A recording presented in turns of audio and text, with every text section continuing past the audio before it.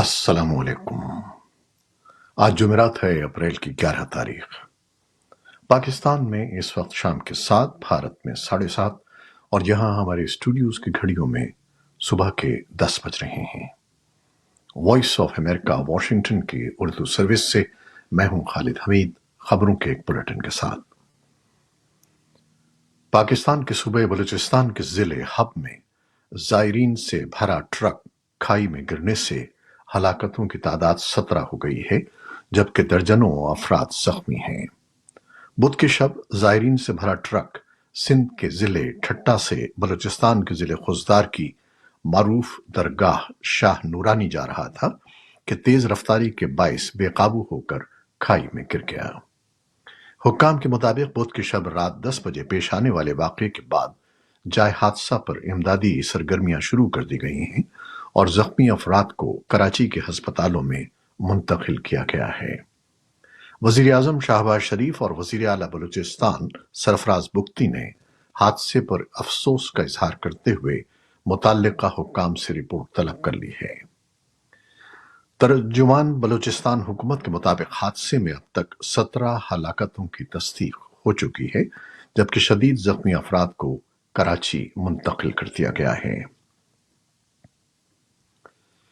پاکستان میں جارحانہ پولیو مہم کے باوجود پاکستان کے 30 اضلاع میں پولیو وائرس کے نمونے پائے گئے ہیں۔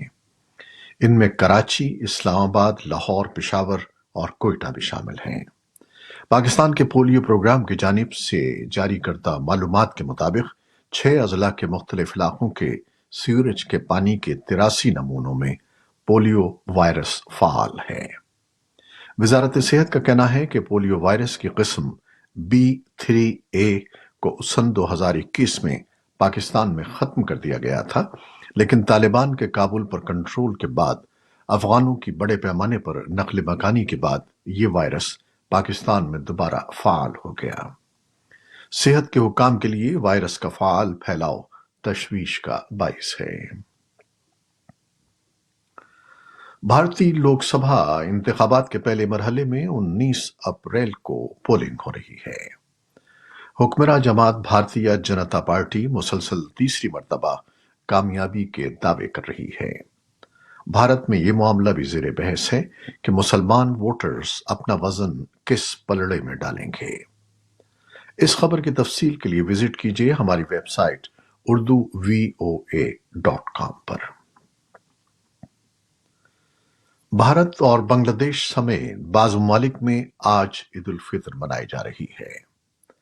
نئی دہلی اور ڈھاکہ میں نماز عید کے بڑے اجتماعات منعقد ہوئے ہیں۔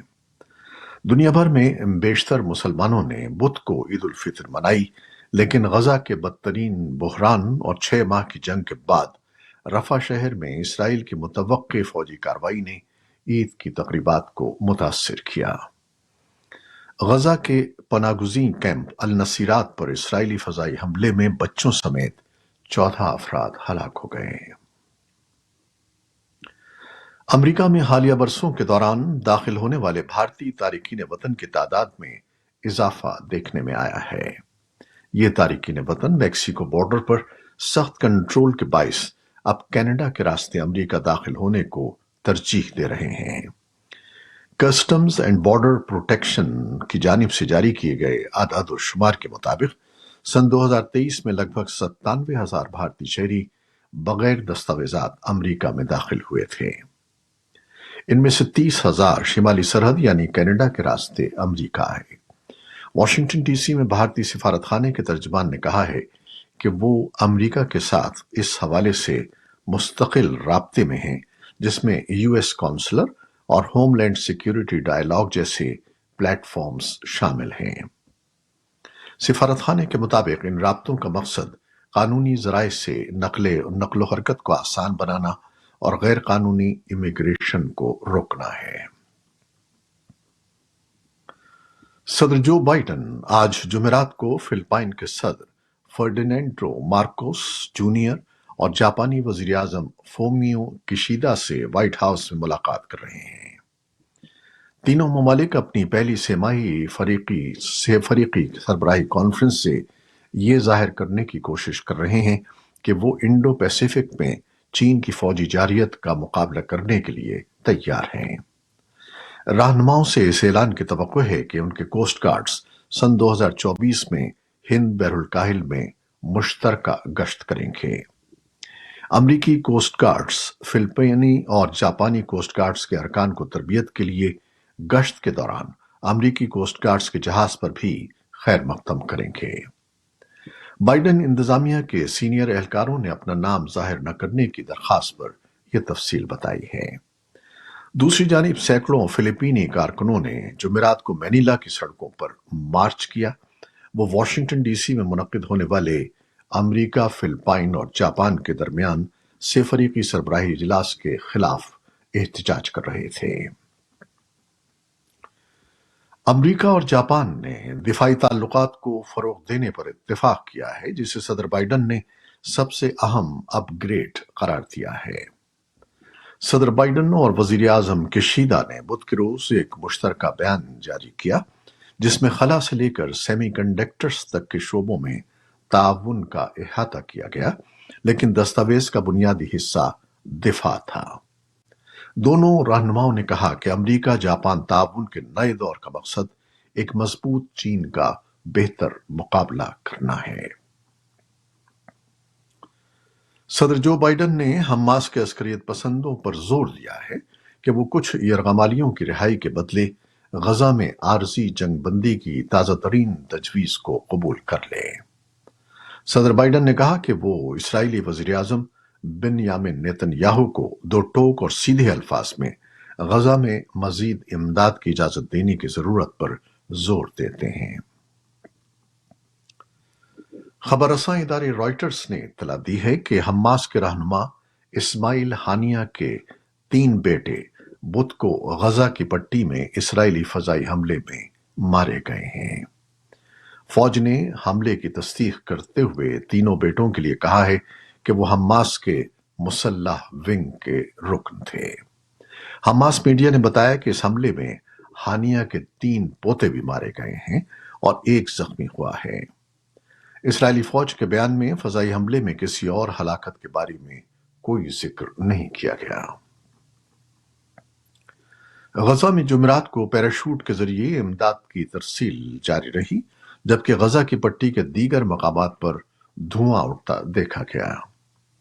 اسرائیل نے امریکہ سے وعدہ کیا تھا کہ وہ جنگ کے لیے امریکی حمایت کے بدلے ڈرامائی طور پر غزہ کی امداد میں اضافہ کرے گا، تاہم اقوام متحدہ کے کارکنوں کا کہنا ہے کہ امداد میں صرف معمولی اضافہ ہوا ہے۔ بدھ کے روز صدر جو بائیڈن نے کہا کہ ایسا کرنے کے لیے اسرائیلی کوششیں کافی نہیں ہیں۔ جرمن ایئر لائن لفٹہانزا نے جمعرات کو تہران کے لیے اپنی پروازوں کی معطلی میں توسیع کر دی ہے۔ ایئر لائن نے مشرق وسطی کی صورتحال کی وجہ سے یہ قدم اٹھایا ہے۔ شام میں ایران کے سفارت خانے پر مشتبہ اسرائیلی فضائی حملے کے لیے ایران نے جوابی کارروائی کا انتباہ کیے رکھا ہے۔ امریکی ریاست پینسلوینیا کے شہر فلاڈیلفیا میں 2 گروپوں کے درمیان فائرنگ کے تبادلے میں 3 افراد زخمی ہو گئے ہیں۔ شہر کے پولیس کمشنر کیون جی بیتھل کے مطابق بدھ کو عید کے موقع پر مسلمانوں کے ایک اجتماع کے قریب 2 حریف گروپوں کے درمیان فائرنگ کے تبادلے میں 3 افراد کے زخمی ہونے کے بعد پولیس نے 5 افراد کو گرفتار کر لیا ہے۔ کمشنر نے کہا کہ تحقیقات میں عید الفطر کے دوران ہونے والے تنازع کے محرکات کا جائزہ لیا جائے گا۔ مقامی امام قیصر عبداللہ نے کہا کہ میئر چیرل پارکر نے اس واقعے پر بات کرنے کے لیے دوسرے اماموں سے رابطہ کیا ہے۔ یوکرین کے صدر ولادیمیر زیلنسکی نے جمعرات کو اعلان کیا کہ وہ اپنے جنگ زدہ ملک کی حمایت حاصل کرنے کی غرض سے وسطی اور مشرقی یورپی رہنماؤں سے بات چیت کے لیے لتھوانیا پہنچے ہیں۔ زیلنسکی نے سوشل میڈیا پر کہا کہ یہ بہت اہم ہے کہ ہم اپنے فضائی دفاع کو مضبوط بنانے اور یوکرین کے دفاعی افواج کی فوری ضروریات کو پورا کرنے کے لیے بین الاقوامی حمایت کو مستحکم کریں۔ صدر ولادیمیر زیلنسکی نے جمعرات کو کہا کہ روس نے یوکرین پر گزشتہ رات 40 سے زیادہ میزائل اور 40 ڈرونز فائر کیے ہیں جس سے ملکی ڈھانچے کو نقصان پہنچا ہے۔ زیلنسکی نے سوشل میڈیا ایکس پر کہا کہ کچھ میزائل اور ایرانی ساختہ شاہد ڈرونز کو کامیابی سے مار گرایا گیا ہے۔ اٹلی کے کوسٹ گارڈز نے جمعرات کو بتایا کہ طوفانی موسم میں بحیرہ روم کو عبور کرنے کی کوشش کے دوران کشتی الٹنے سے ایک بچے سمیت 9 افراد ہلاک ہو گئے ہیں اور مزید 15 کے لاپتہ ہونے کا خدشہ ہے۔ اطالوی کوسٹ گارڈز نے کہا کہ اسے مالٹی سرچ اینڈ ریسکیو اتھارٹی سے تعاون کی درخواست موصول ہوئی ہے، جبکہ بدھ کے روز جزیرے لیمپیدوسا سے تقریباً 50 کلومیٹر جنوب مشرق میں ایک کشتی الٹ گئی۔ کوسٹ گارڈز نے کہا کہ اس نے اپنی کشتی بھیج کر 22 زندہ بچانے والوں کو بچا لیا۔ جنوبی کوریا کی بائیں بازو والی اپوزیشن نے بدھ کے قانون ساز انتخابات میں فیصلہ کن فتح حاصل کر لی ہے اور ووٹروں نے قدامت پسند صدر یون سوک یول کی پارٹی کو مسترد کر دیا ہے۔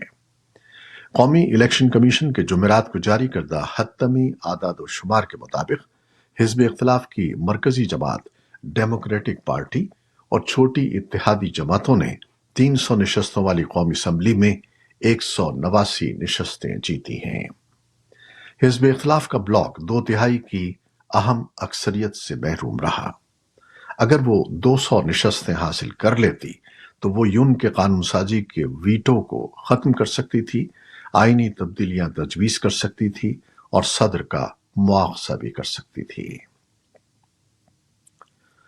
روس نے جمعرات کو پہلی بار اپنا انگارا A5 راکٹ ووستو چینی کاسموڈروم سے لانچ کیا ہے۔ تکنیکی خرابیوں کی وجہ سے حکام کو لگاتار 2 دن تک مشن کو بالکل آخری لمحات میں روکنا پڑا۔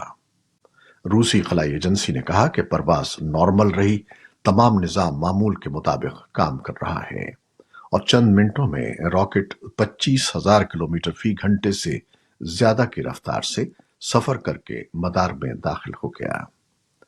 بدھ کو خلائی راکٹ کا ٹیسٹ لانچ انجن کے لانچ کنٹرول سسٹم میں خرابی کی وجہ سے منسوخ کر دیا گیا تھا۔ یہ تھی وہ خبریں جو فیس بک لائیو پر ہم نے آپ کے لیے پیش کی۔ ہماری ویب سائٹ، یوٹیوب اور پوڈ کاسٹ پر یہ بلیٹن آپ کے لیے پوسٹ کر دیا جاتا ہے۔ آپ ہمارے بلیٹن کو شیئر کرتے ہیں اور اپنے کمنٹس میں اپنی محبتوں کا اظہار کرتے ہیں، جس کے لیے ہم آپ کے بے حد ممنون ہیں۔ اپنی ان کاوشوں کو جاری رکھیے گا۔